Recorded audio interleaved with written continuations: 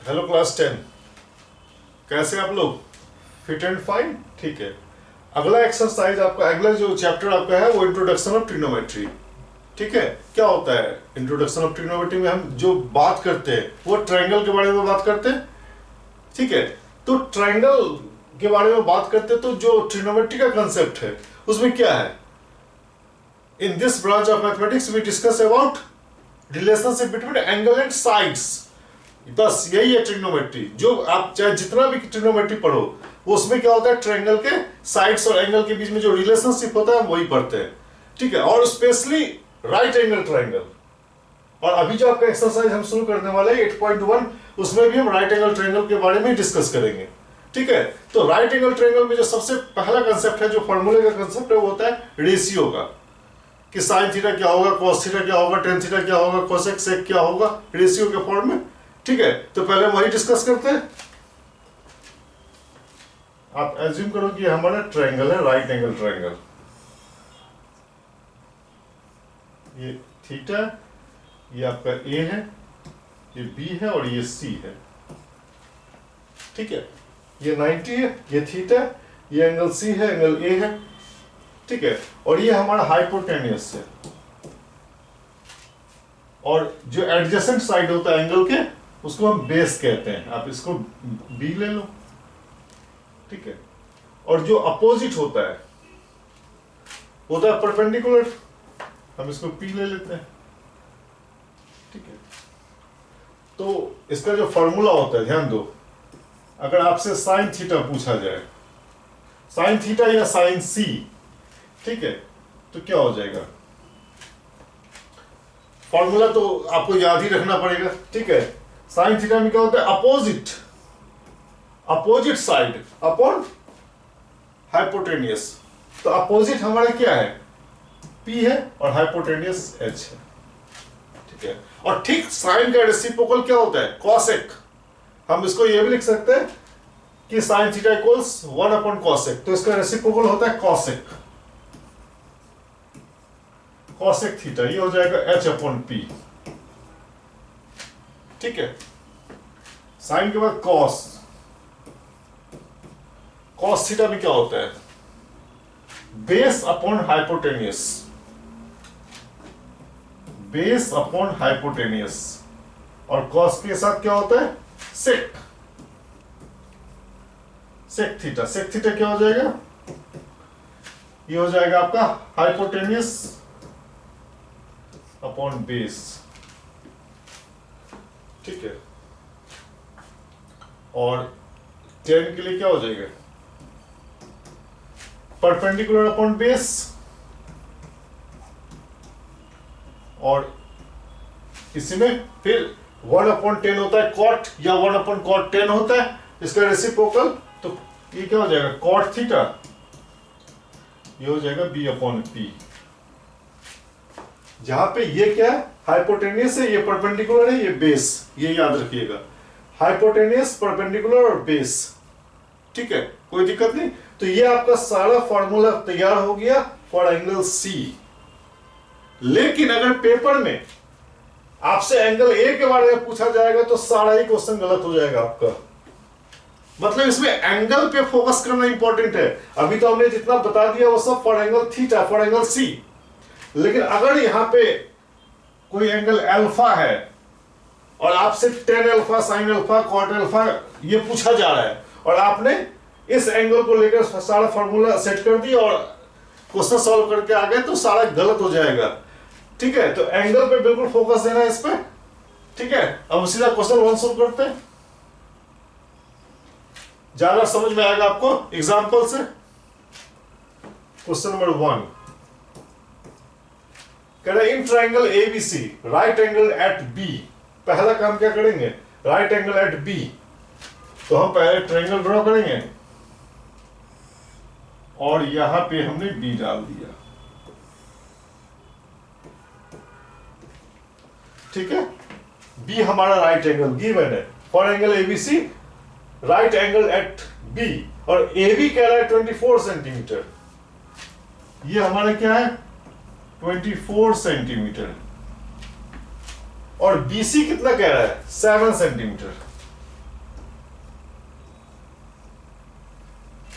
तब आपसे sine cos, sign सी cos सी पूछा जा रहा है, sign A cos A sign C cos सी पूछा जा रहा है, तो पहले तो हमें हाइपोटेनियस निकालना पड़ेगा। ठीक है, तो आप हाइपोटेनियस निकाल दीजिए, ये फॉर्मूला होता है। इसके अलावा जो दो साइड्स है उसके स्क्वायर का सम, बस इतना याद रखना। इसके अलावा ये साइड है और ये साइड है, उसके स्क्वायर का सम कर देना है।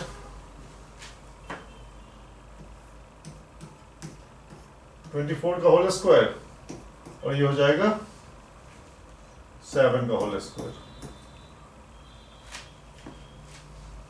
ठीक है, ये आपका आ जाएगा, कैलकुलेशन कीजिएगा 625।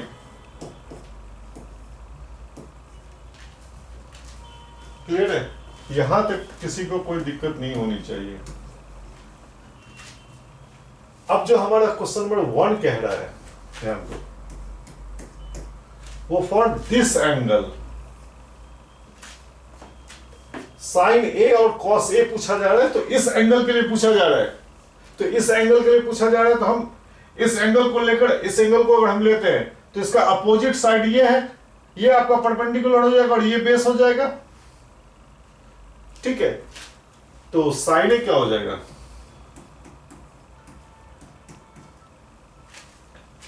साइन ए हो जाएगा आपका, सॉरी हाँ ये पूछा जा रहा है, साइन ए क्या हो जाएगा, बीसी अपॉन एसी।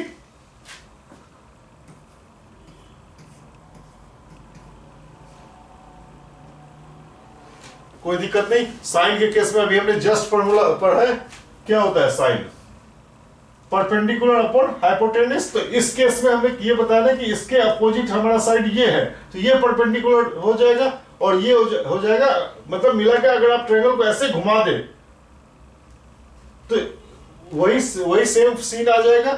मतलब और वैसे भी समझ में आ रहा तो सीधा समझो कि एंगल के अपोजिट, तो एंगल के अपोजिट हमारा परपेंडिकुलर होगा, फिर ये बेस, फिर ये हाइपोटेनस। ठीक है, तो बीसी हो गया, यानी 7 अपॉन AC 25, ये आ गया आपका साइन ए। अब कॉस ए क्या हो जाएगा,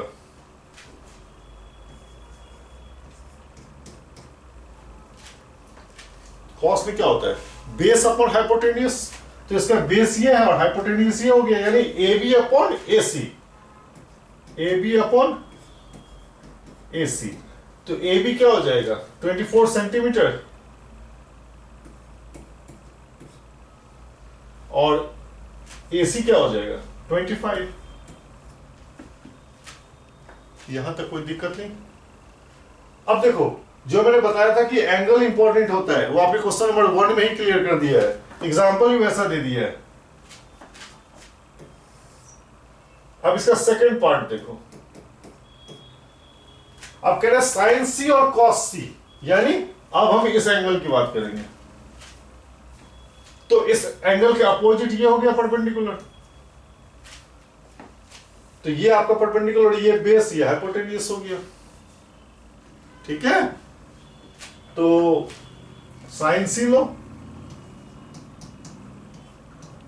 ये हो जाएगा आपका साइन सी का अपोजिट ये हो गया परपेंडिकुलर अपॉन हाइपोटेनियस ए सी,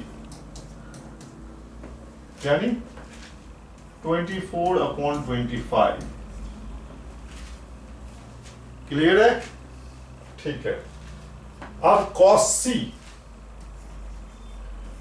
क्या हो जाएगा, बेस अपॉन हाइपोटेनियस, यानी आपका हो गया BC अपॉन AC, ये हो गया आपका 7 अपॉन 25। कोई दिक्कत नहीं, क्लियर है बिल्कुल।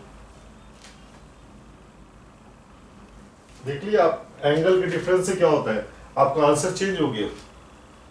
ठीक है, नेक्स्ट क्वेश्चन, क्वेश्चन नंबर 2 पे मूव कर रहे हैं।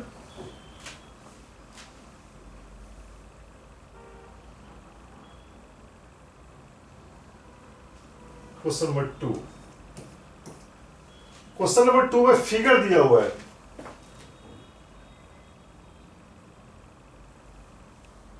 जिसको मैं पहले यहां ड्रॉ कर लेता हूं। पी क्यू आर, ये 90 है क्यू, ये पी है और ये आर है। ये हमारा 13 सेंटीमीटर है, ये हमारा 12 सेंटीमीटर है। ठीक है,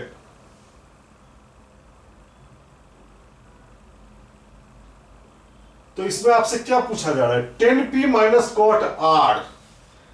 एक बार p के बारे में p ले रहा है और एक बार r ले रहा है। ठीक है, तो पहला काम हम क्या करते हैं, क्यू आर फाइंड आउट कर देते हैं। क्यू आर क्या हो जाएगा, Pythagoras theorem,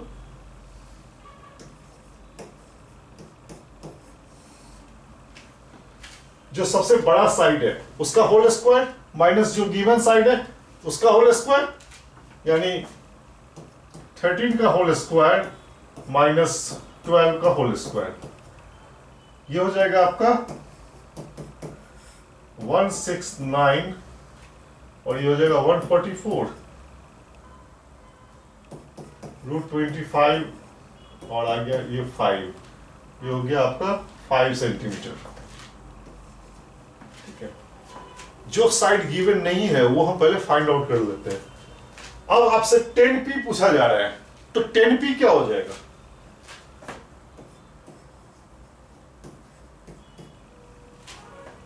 p angle, p के अपोजिट ये है, opposite upon base, perpendicular upon base, ये तो 10 होता है, यानी 5/12 Q R upon P Q, ये हो गया आपका 5/12। ठीक है, 5 सेंटीमीटर अपॉन 12 सेंटीमीटर, तो यूनिट कैंसिल हो गया, तो आपका 5/12 आ गया। अब कॉट आर पूछा जा रहा है आपसे,